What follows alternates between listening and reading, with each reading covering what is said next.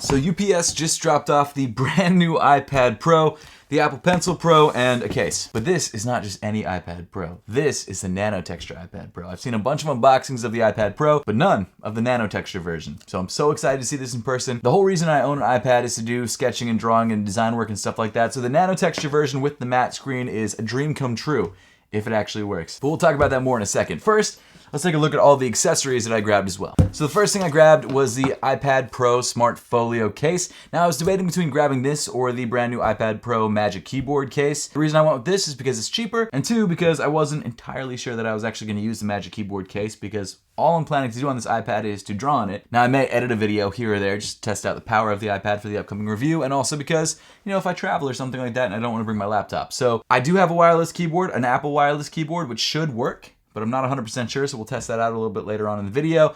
But I grabbed this one, and if this case is not enough, if this doesn't get the job done, I'll return it and buy the $350 case. It's essentially your standard iPad Pro Smart Folio case. On the back, you've got some directions on how you can use it and how it sits and things like that. And then, of course, you've got the pull tab right there on the top, so let me pull this. Very nice.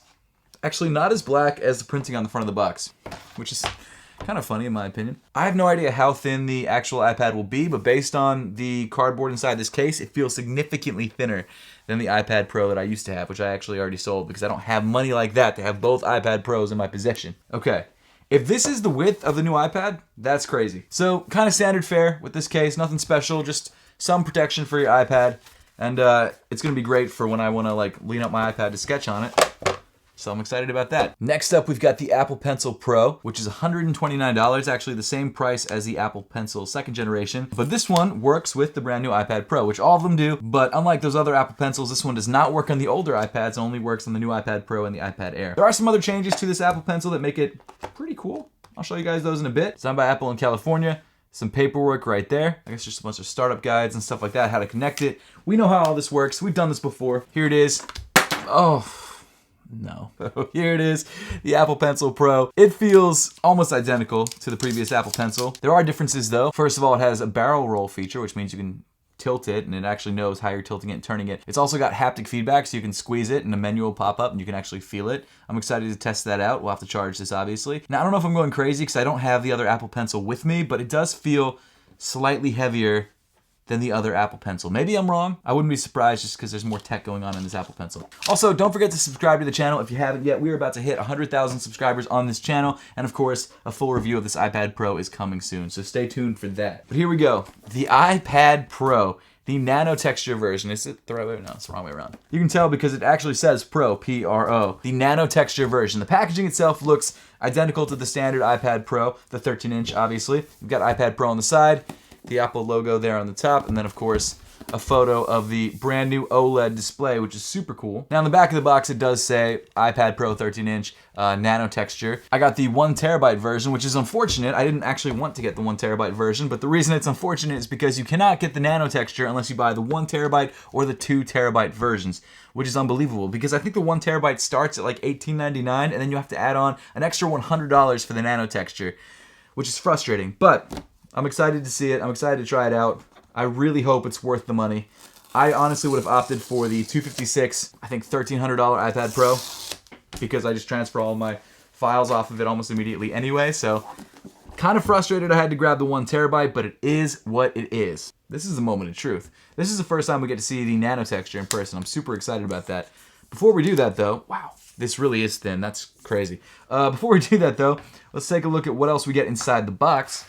Inside the box, I really need to stop doing it this way. Inside the box, you've got the Designed by Apple in California box with obviously your paperwork and this special polishing cloth because apparently this Nano Texture needs this special polishing cloth, which is wild. It says don't use with water, only use dry for infrequent cleaning of hard to remove smudges. So they say don't use it much, but you can use it sometimes. What did I get myself into with this Nano Texture display, man? So I'm gonna be completely honest with you guys. I've heard rumors, well, not rumors, that's not fair. I've heard speculation that the Nano Texture is like the Nano Texture that you find on the Apple displays. And that display scratches like crazy. Now, the whole reason I bought this Nano Texture display is purely because I want a paper-like feel when I'm drawing. And I'm a little afraid that the Apple Pencil is going to scratch up the screen quickly. I don't know if that's the case. I would assume that that's not the case, just because why would Apple release this with an Apple Pencil if you can't actually use it to draw on? I have a Wacom tablet. It's my main go-to when it comes to drawing. It has a matte display. Now, it does get some scratches, but that was after like years of using it. So I'm really hopeful that this doesn't just completely blow up in my face, because I had to spend, I think it was in total $2,200 after taxes and fees and all that sort of good stuff. So not too stoked about that. Continuing on though, inside the box we've got this nice little power brick here. It is a 20-watt power brick. You've also got the iPad Pro USB-C to USB-C cable right here in black. This is a whole new terrain for me, a whole new world for me. We're gonna find out if this device is worth it. Nano Texture time. This thing is crazy thin. Apparently the thinnest Apple device ever. Why does it need to be thinner? Like, I like the original iPad Pro thickness. This is almost unnecessarily thin, but hey, for drawing, I'm not mad at it. Ooh, that space gray color is nice. Ah, rip the edges. That is really, really nice. It doesn't feel that different, like a little bit less sticky than the gloss, but it does feel pretty similar. Now, as you guys can see on the camera, the light that's in front of me, the ring light that I've got, the matte texture really nicely diffuses the light from the ring light. And then you can see what it sort of regularly looks like on the edges, which are still gloss, which is interesting. Wow, that's really, really nice. Now, I've thought about a couple different things, like how I could have probably bought the regular version and gotten a screen protector that was matte, and I could have had the same same drawing feel. But you know, I wanted to try the crazy expensive Apple version. I don't know, I didn't have a good reason, I'll be honest with you. Before we power this thing on, there are a couple other changes on the iPad Pro. The first is that they moved the camera from the top of the device to the side of the device, which is way better because video calling is much better horizontal. And now you don't have the camera kind of coming at you from the side, you have it coming at you basically directly face on, or front on. You've got a USB-C port in the bottom, which is almost the same size as the iPad, which is nuts. Some speakers on both the top and the bottom. You've got the power button on the top. You've got a volume rocker on the side, on the same side actually as the camera, and then also your camera and your LiDAR sensor and flash, which I've never once used. But you know what's interesting about this? The camera bump is actually significantly smaller than I was expecting. I don't know if you guys can see that. I don't know if it's in focus, but the camera bump is significantly smaller than I was expecting, which I'm really, really happy about. Why don't I throw this guy in the case? Because the thinness of this device is freaking me out. Now again, if necessary, I will upgrade to the keyboard case. I also might return the Nano Texture if it scratches and get the standard version, because the standard one's fine for drawing. I just wanted to try the Nano Texture. Throw on the Apple Pencil here.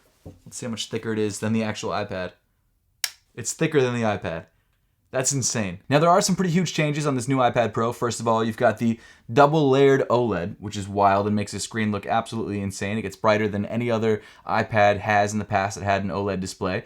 Not only that, it also has an M4 chip, which no other Apple device has. The M4 is a brand new chip. They leapfrogged over the M3. The previous iPad Pro had the M2. My laptop, which I just bought 6 months ago, has the M3. Apparently, the M4 is better for AI, so that's something that I think they're going to incorporate a lot more on the iPad Pro with the M4 chip. So I'm really excited to try editing a video on this and see how it goes. I'm really excited about doing a full review on this as well. Now, one downside that I've heard from people who have seen both the Nano Texture and the standard iPad Pro is that the Nano Texture does kind of diffuse some of the sharpness on the screen, which is unfortunate. I don't know if that's actually going to be the case here, but I kind of hope that it isn't. But for me, again, like I said, this will be a media consumption device for sure, but my main use case is going to be drawing. So if it feels more like paper, great. And I'm actually, you know what, let me see. It feels nice. I'm really, really afraid about scratching this. Wow, so there's actually a sound difference going from the gloss to the matte. But I'm not seeing, I'm pressing kind of hard. I'm not seeing any scratching. Obviously, I'm going to do a full review on this device in the coming days, so I will talk about that more later on, but I'm not going to lie to you, it is a beautiful device. Let's run through the startup. There we go, English. Select your region. Bring your current iPhone close by. Set up new iPad. Here we go. I didn't even know I could do that. That's crazy. I've set up like a bunch of Apple devices. I don't know why I'm surprised that it's doing this. Okay, so I'll be real. I understand what they're saying about the nano texture making things not look as crisp. Like that white, it's got like speckles in it. Like very slight speckling, which is only because of the nano texture display. It's essentially like you're looking through a very lightly frosted window. Now things are still very crisp and very clear. I think if you're just buying this as purely a media consumption device, don't go for the nano texture. But hopefully for drawing, it's better. I mean, the nano texture does feel nice. It feels really, really nice. Like my finger doesn't get stuck on the mat like it does on the gloss. It also doesn't really pick up fingerprints. All right, I'm gonna turn off the camera, get this thing set up, and then come back to you guys and let you know my initial thoughts on the iPad Pro with nano texture display. All right, so I've got the iPad all set up. What I'm gonna do is actually go into Photoshop, because I signed into Photoshop, and actually screen record and do some drawing for you guys and see how well it works. Let's do a sneaker. I love sneakers. I have a sneaker channel. It's my main channel. I love designing sneakers. So let me draw a sneaker really quick. I don't know what kind of sneaker this is gonna be, but something. Maybe a running sneaker of some kind. I'm just testing the iPad. I'm not actually trying to draw a sneaker. So I'm hitting the screen here and there, but not any more than I would just drawing on the regular iPad Pro. So nothing different there. But the actual feel of the pencil on the iPad Pro, really nice. I'm really liking it a lot. This is a terrible shoe. I don't know what I'm drawing. Now it looks like a mashup Air Jordan 4. If you guys want to check out more design videos like this, check out my main sneaker channel, linked in the top of the description below. This is a really bad example of some of the videos that I do over there. I also do a lot of sneaker reviews, top 10s, you know, all that sort of good stuff. So if you guys are interested in that at all, make sure to check out that channel. Not bad. I actually really, really love the way that the screen feels. Now for Photoshop, haptic I think maybe literally only zooms in, but this is sick. I actually really like this a lot. The feel is so much better than my original iPad Pro, just because it feels matte now. Like it's got a nice matte texture. I really, really like it a lot. I really genuinely like this a lot. The shoe has actually turned out better than I thought. I'm not gonna lie to you too. I am putting a lot of pressure on the screen though, I'm not gonna lie, which I do on the Wacom tablet, which is a drawing tablet specifically. It seems to be handling it okay, but it does kind of scare me because there's some flexing going on. Pretty happy with the way that this looks and feels. I might actually use this as my main drawing tablet for recording videos too, because what I usually do is I use my my Wacom tablet. Some people call it a Wacom tablet. There's a whole big, I think it's actually Wacom though, but that aside, record onto OBS and then kind of stream it from there and then record through OBS. This I could actually just screen record and then sync up on Final Cut. Are there any scratches? No. Definitely a lot of fingerprints on the gloss, some on the matte, but not too bad. I gotta be honest, first impressions, I absolutely love this thing. This thing is incredible. This is exactly what I was looking for from a new drawing tablet. It's got a computer in there that's probably as fast, if not faster, than most of the computers in my house, except for maybe my $5,000 MacBook Pro. Obviously, when it comes to media consumption, it's not gonna be as crisp or as clear. I can definitely see how the OLED blacks are not like true black like they would be on a glossy screen, but man, it does look good. Regardless, the OLED, the, what do they call it? The dual, the double, there's like a special name that they have for the OLED where it's like 2 layers of OLED. But either way, really love this thing. If you guys want to check out my full review of specifically the Nano Texture iPad Pro, make sure to stay tuned, subscribe to the channel if you haven't yet. This is how I'm gonna edit the video. I'm actually gonna edit the review on the iPad. I wish it had Mac OS instead of iPad OS, but still, excellent. Check out the upcoming review. Thank you so much for watching, and I will see you all in the next one.